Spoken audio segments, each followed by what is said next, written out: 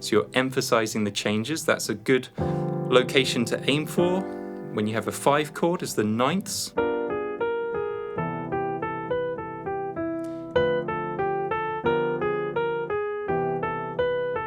Like this, switching back and forth between C major scale, all the white notes, then trying to play those 2 altered notes, and then coming back in.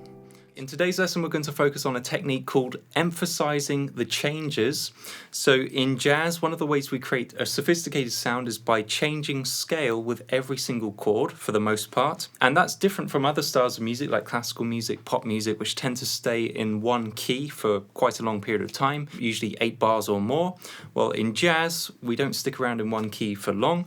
We are constantly shifting and tweaking notes so that the scale is continually changing.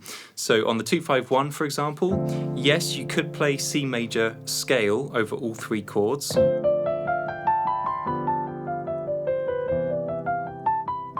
But for a more exotic, sophisticated sound, you're going to want to change the scale over the 5 chords. So sure, we can stick with C major scale or D Dorian over the 2 chord, but then on the 5 chord we want to at least change to a sharp 11, for example, and then back to C major. We'll go back to C major scale. So that's how we create a sophisticated sound in jazz, is by shifting scale with each chord, particularly over the 5 chords of the 2-5-1, because that's the chord in the middle where you want to shift the scale to something like the Lydian dominant scale, which has a new note, or a more sophisticated scale like the diminished scale,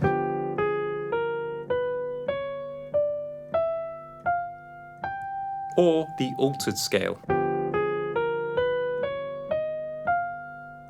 Now, when you change scale, you want to make sure that you play some of the notes which have changed. Otherwise, no one's going to know that you've changed scale. In fact, you haven't changed scale. You might be thinking of G altered scale, but if you haven't played some of the new notes, like these black notes here, then effectively you haven't modulated, you haven't changed the scale. So what this means is you want to actually aim for the notes which change. So over a 2-5-1 in C major, the new notes on the 5 chord are usually going to be the ninths, so you'll probably get a flat 9 and sharp 9 if you go with diminished scale or the altered scale. So that's a good area to aim for. You want your melodic line to be around there.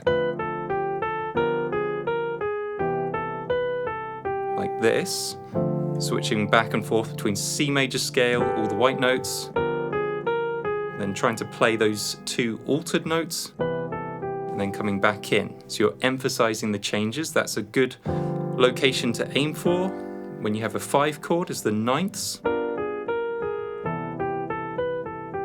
And the other location that will probably change, certainly if you use the altered scale, is the 5th. Surrounding that, you're going to go to a flat 13 and a sharp 11.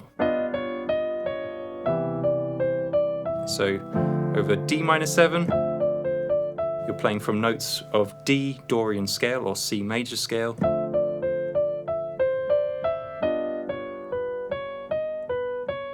But then you want to emphasize the changes when you go to G7 and play the altered scale.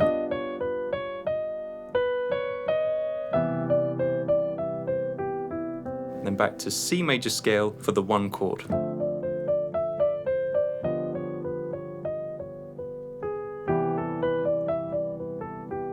Now, to go with this lesson, I'm giving away my 29 Jazz Licks sheet music. This is 5 pages of my best licks, and to download it for free, just click on the link below.